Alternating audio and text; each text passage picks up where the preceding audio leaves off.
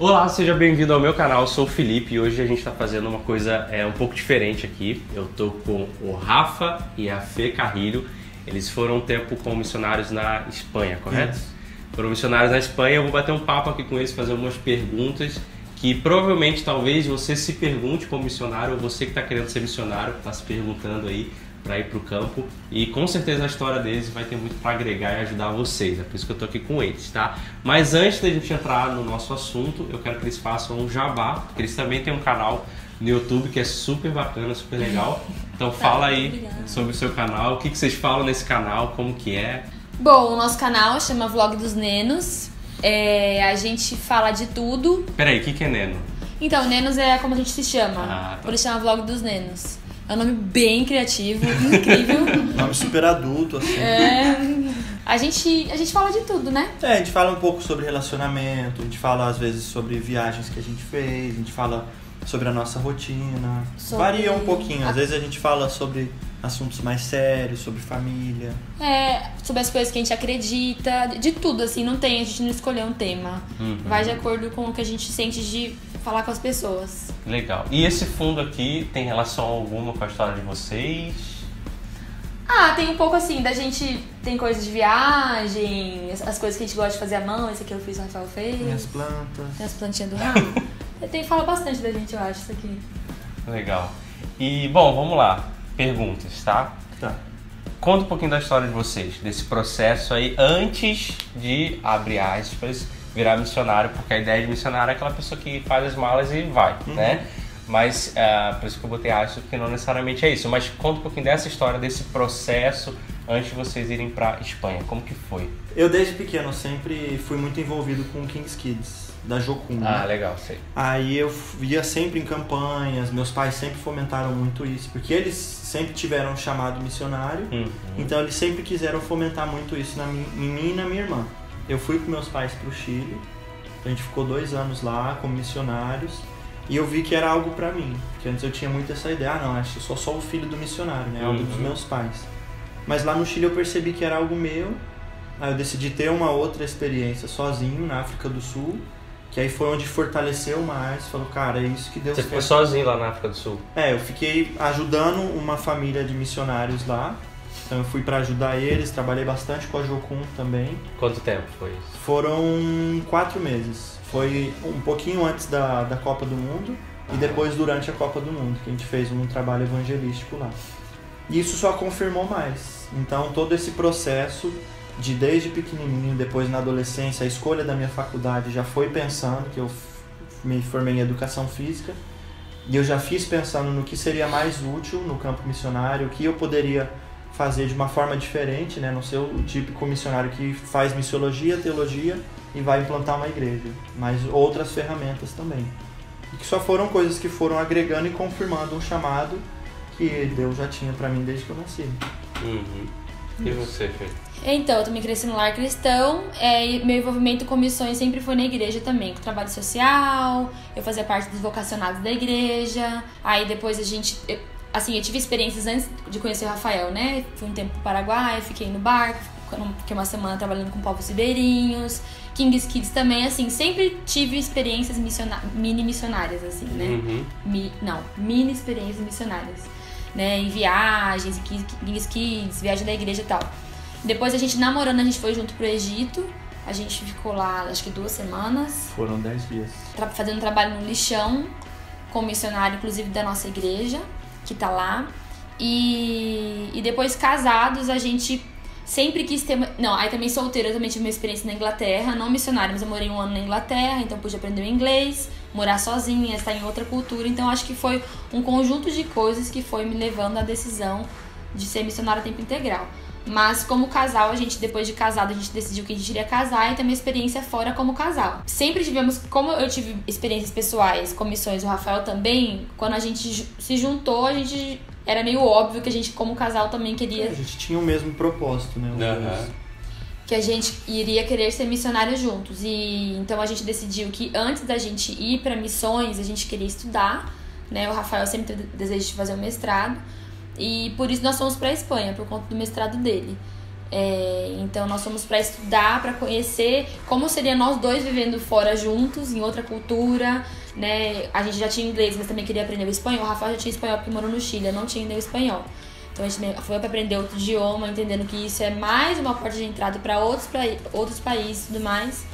Então acho que a gente foi meio que... Existia um sonho no nosso coração, baseado também nas nossas experiências quando criança, quando adolescente, quando adulto. Mas quando adulto começou a surgir mais estratégias. Como a gente pode fazer isso de forma prática antes da gente oficialmente se oficializar com uma agência e começar a parte mais burocrática. Uhum. E assim, eu sei que cada um tem a sua experiência, né? Por exemplo, eu já vi missionários irem para o campo, né, transcultural, com uma faculdade, e missionários sem faculdade. Mas para vocês dois, como foi a experiência de estar formado, ter uma graduação e ir para o campo? Isso agregou, isso potencializou, isso foi um catalisador talvez de resultados que vocês tiveram, ou não, vocês poderiam ter ido? Como que foi isso? Bom, pra mim foi totalmente um catalisador, tanto porque eu fui para fazer o mestrado, então eu precisava ter uma faculdade. Uhum. Só que no contexto da Europa, como eles são muito racionais, isso valorizou ainda mais. Com certeza. O fato de eu estar conversando com você, falando sobre religião, porque lá eles já veem que as pessoas que acreditam em Deus, ou acreditam em Jesus, ou que estão de alguma forma envolvidos com a religião, eles são alienados, ignorantes. Então o fato de eu ter uma faculdade, porque lá são poucas pessoas que têm faculdade, a maioria tem curso técnico. Na Espanha, né? Na Espanha. Então o fato de eu ter uma faculdade, estar fazendo um mestrado, eles falam, poxa, o cara não é qualquer cara que está falando isso. O cara que estudou, ele entende do que ele está fazendo. Ele não é um professor que fez um cursinho aí e está me ensinando as coisas. O cara estudou. Então, agregou muito valor o fato de eu ter uma profissão. No meu caso, eu fiz arquitetura já com o objetivo de trabalhar com missões, mais na parte social, com arquitetura. Então, eu me formei, eu nunca quis trabalhar com arquitetura se não fosse com missões. Quando eu fui com o Rafa para a Espanha, a gente foi principalmente por ele, né? Então, eu não fui, tanto é que eu nem podia trabalhar lá e por conta do meu visto e tudo mais. Mas lá eu comecei a minha busca por achar agências onde eu, com a minha profissão, poderia agregar, né? Porque por mais que eu não estivesse trabalhando na área de arquitetura, eu sempre quis usar isso de alguma forma. E lá, inclusive, né, foi algo muito de Deus, porque a gente estando na Espanha, quando a gente decidiu mesmo, né, que a gente iria trabalhar a tempo integral como missionário, a gente começou a procurar agências no mundo inteiro e acabou que Deus nos mostrou, depois de 6 meses de procura, que era a Espanha onde Ele nos queria. E lá, porque há muito tempo já eu procuro agências que, assim, eu pesquiso tal, agências que trabalhassem com arquitetos, com pessoas que pudessem usar para a profissão. E a gente achou, né? E é algo que eu não estou fazendo aqui no Brasil, porque nós estamos em tempo de levantamento de sustento. Mas quando a gente voltar para a Espanha, é algo que eu vou poder também fazer, né? Eu não vou trabalhar só como arquiteta dentro da agência, mas dentro das minhas funções eu posso usar da arquitetura.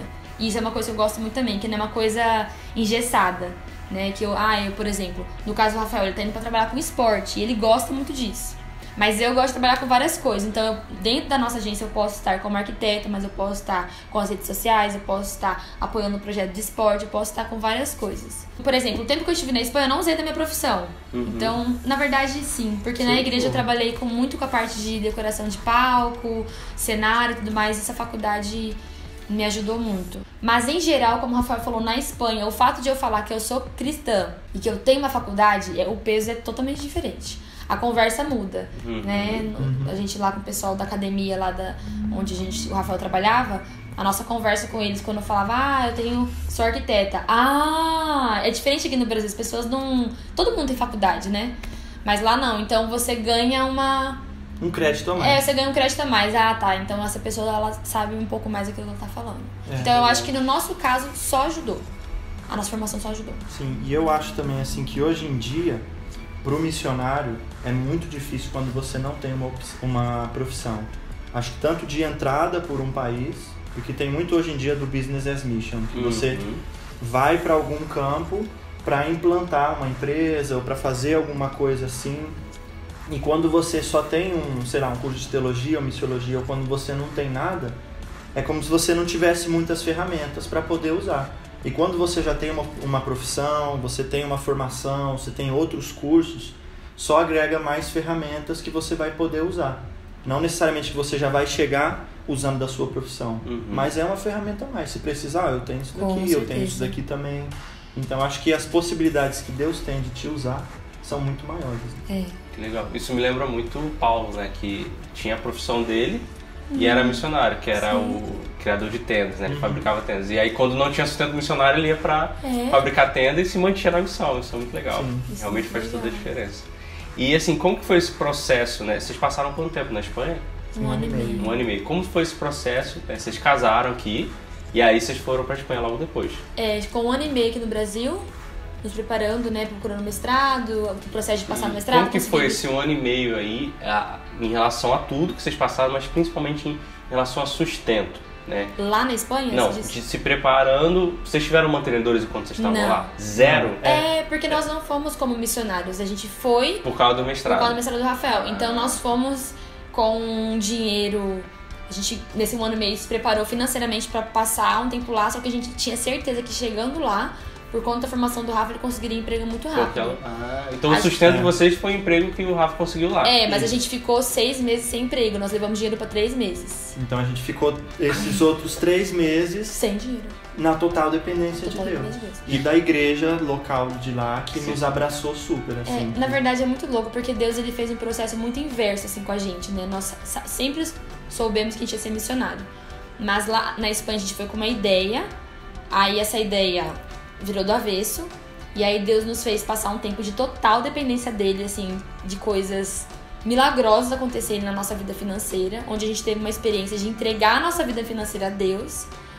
E aí depois, por conta disso, por não conseguir o emprego, a gente se envolveu muito com a igreja, a gente começou a discipulado com os adolescentes, a trabalhar muito com a galera. Então assim, Deus foi fazendo, ele foi meio que afunilando, porque a gente pensava o quê? A gente vai fazer o mestrado, a gente vai ter filhos, e depois a gente vê essa questão de agência e tudo mais. E Deus foi assim, não. Agora, né? Entendeu? É agora. Então ele foi meio que afunilando tudo pra levar a gente à decisão, não, é agora.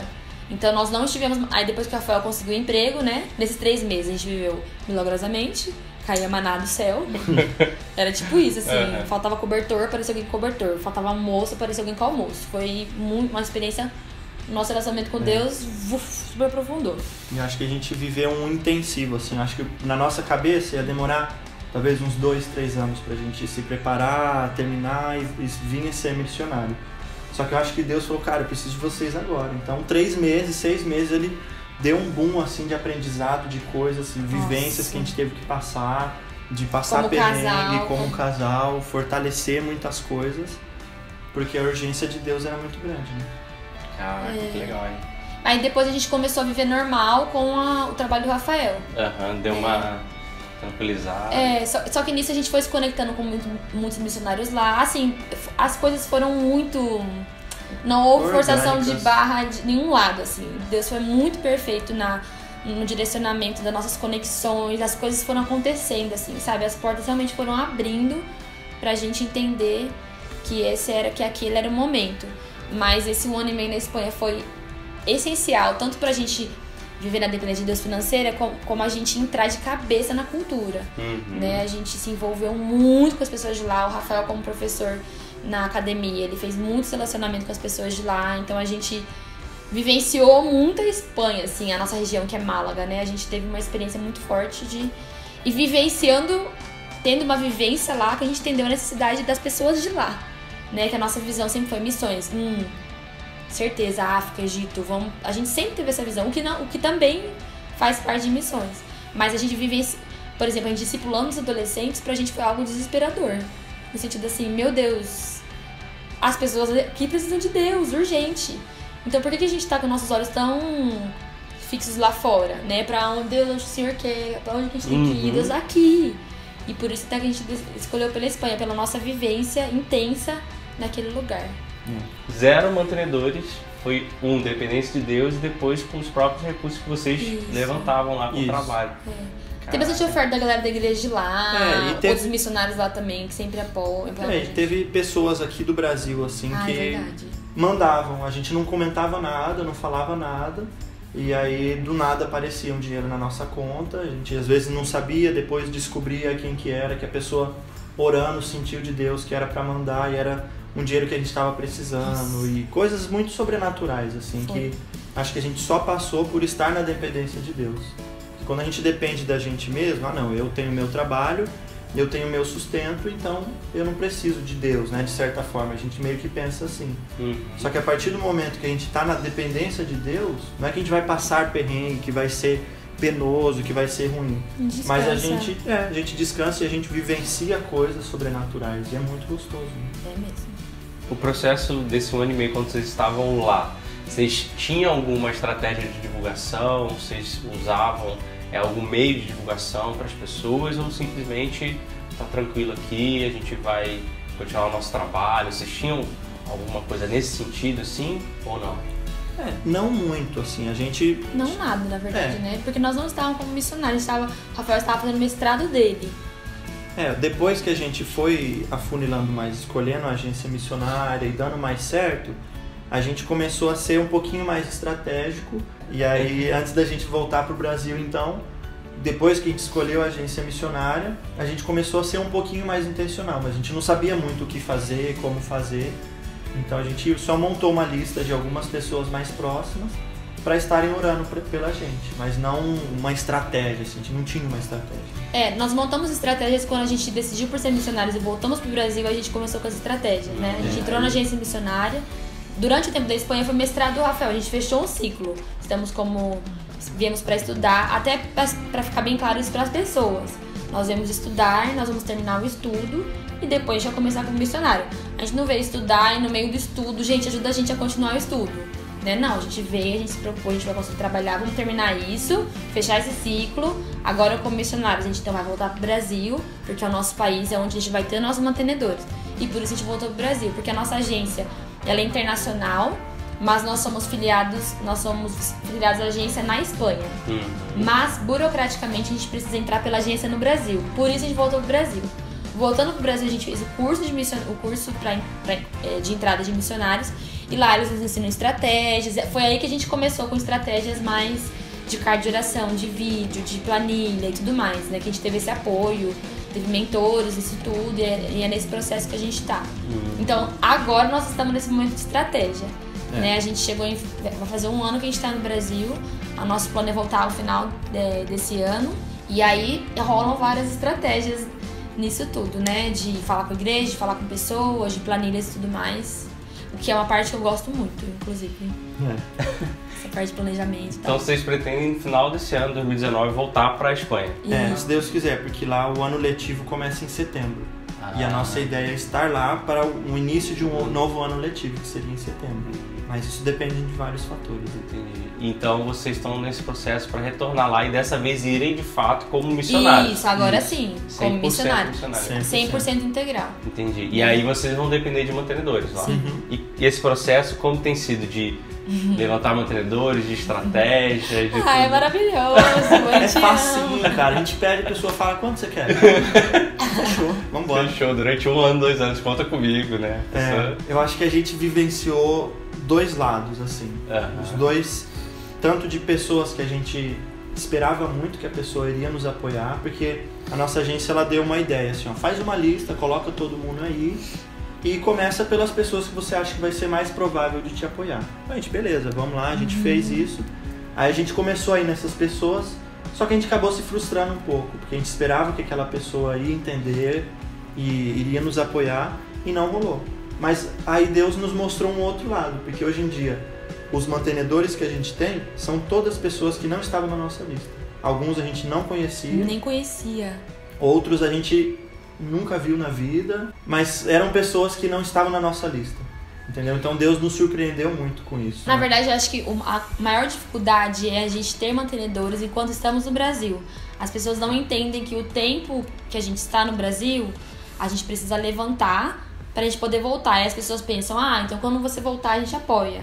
Só que o tempo que a gente está aqui, a gente precisa desse apoio, a gente precisa levantar pra gente poder voltar. A agência não nos envia enquanto a gente não tiver 100% disso meses antes da gente ir. Então, acho que o maior desafio é fazer as igrejas e as pessoas entenderem que o apoio não é só quando nós estamos lá. Seria esse pré também. Eu acho que esse é o maior desafio.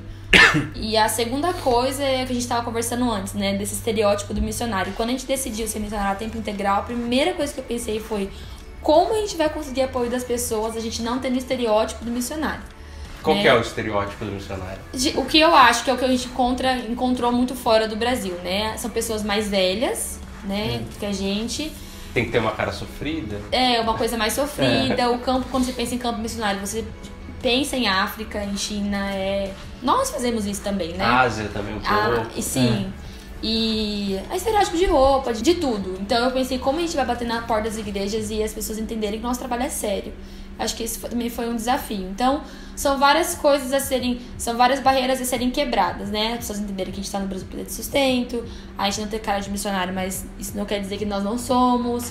O tipo de trabalho nosso não é um trabalho típico, né, de missionário, a gente usa outras estratégias. Pô, educação física, arquitetura, como assim? então, Cadê a teologia aí? Explicar o nosso projeto de forma entendível. Então, assim, são vários desafios nesse tempo de levantar o sustento. E foi uma coisa que Deus colocou no nosso coração, assim, porque a gente ficava muito nessa dúvida. Poxa, Deus, mas a gente não se encaixa no perfil que geralmente se tem do missionário, né? E Deus falou assim, ó, que ótimo, porque eu quero usar vocês para quebrar alguns paradigmas também, né? Porque eu acho que os tempos mudam, as coisas mudam, a igreja tem que se adaptar, e missões eu acho que está nesse processo de se adaptar, tanto em estratégias de como levantar sustento, como você vai fazer missões, aonde você vai fazer missões. Eu acho que foi muito necessário esse tempo de África e Ásia estar muito em questão, de mostrar esse sofrimento mesmo, para realmente despertar as pessoas. Falar, caramba, é verdade, existe isso, existe essa necessidade.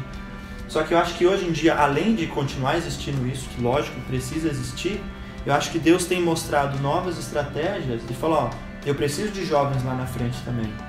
Eu preciso de pessoas que não têm cara de crente ou de cara de missionário. Eu preciso de pessoas que vão em países da Europa, que vão para os Estados Unidos, que vão continuar aqui no Brasil. Então, eu acho que tem sido um novo levantar e uma reciclagem mesmo, em vários sentidos, para missões no mundo.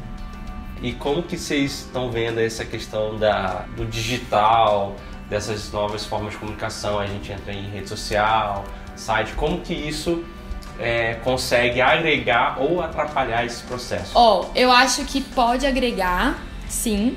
A gente ainda não está usando muito essa estratégia digital para divulgação do nosso trabalho. No nosso caso, a gente separa bem. Por exemplo, nosso Instagram pessoal é o nosso Instagram pessoal. Até porque o nosso Instagram também o meu Instagram, tô falando mais de mim, assim, também é uma maneira de eu estar comunicando, falando com as pessoas sobre Deus. Então, tudo que a gente usa de carta, de notícia e tudo mais, nós usamos no privado, WhatsApp, entendeu?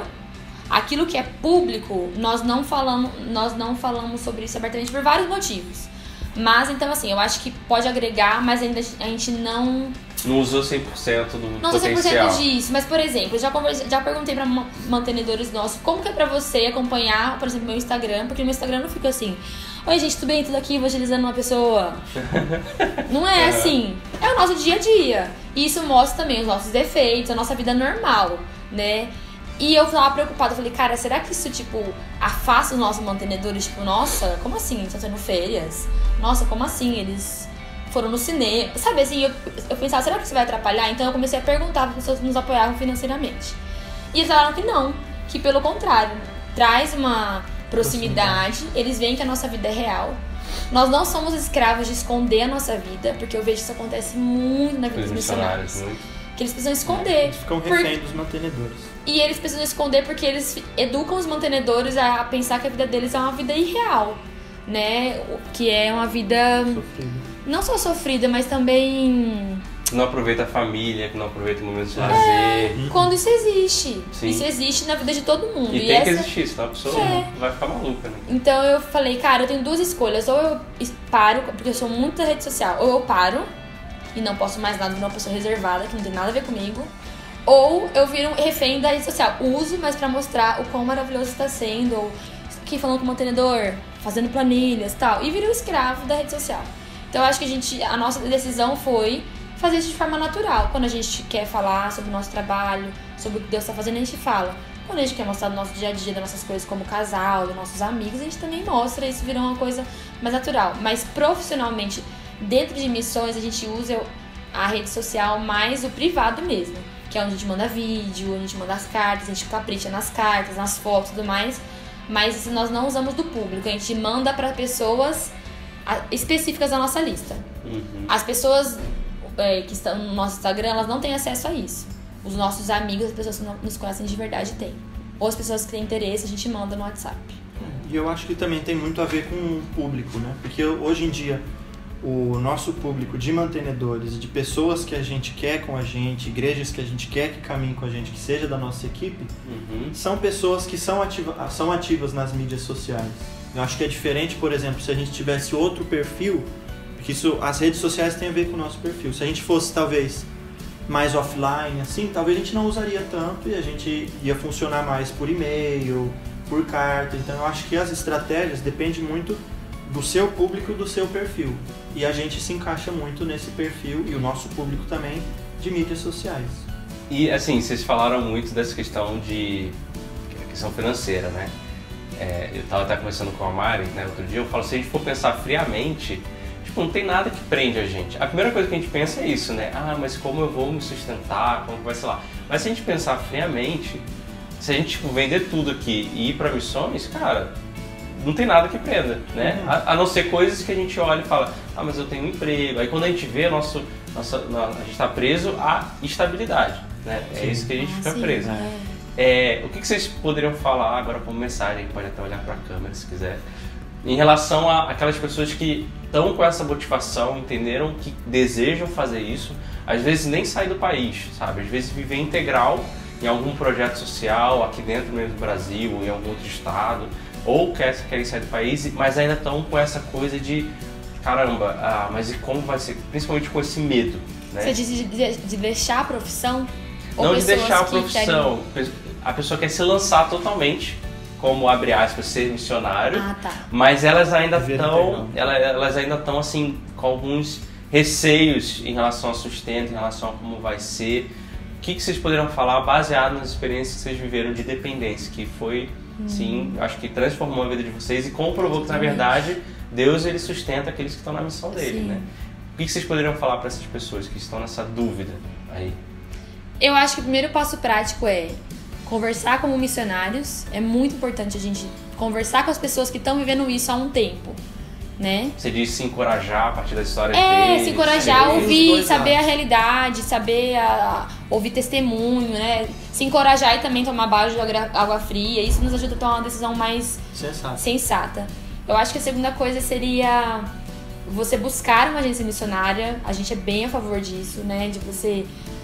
Eu não conheço pelo menos ninguém que foi sozinho doido e deu muito certo, mas eu não conheço, pode ter, né? Então a gente vai falar, baseado na nossa experiência pessoal, eu te falaria para você buscar uma agência missionária, estudar várias agências, fazer várias entrevistas e buscar aquilo que você mais se encaixa. Onde que a gente pode fazer essa pesquisa de agência? Na internet mesmo, a gente. E também com os próprios. Isso, e também com outros, você conhecendo missionários, vocês vão te falar, nossa, te conhecendo, eu conheço uma agência que eu acho que tem seu perfil. Porque cada agência ela tem um perfil diferente, assim. Tem agências que tem trabalho só na África, tem agências que tem um trabalho só com empresários. Então, cada agência tem um perfil que você vai poder se encaixar melhor. Né? E isso vai afunilando. E nesse processo, eu acho que Deus é claro. Acho não, tenho certeza. Deus é muito claro, né? Ele vai...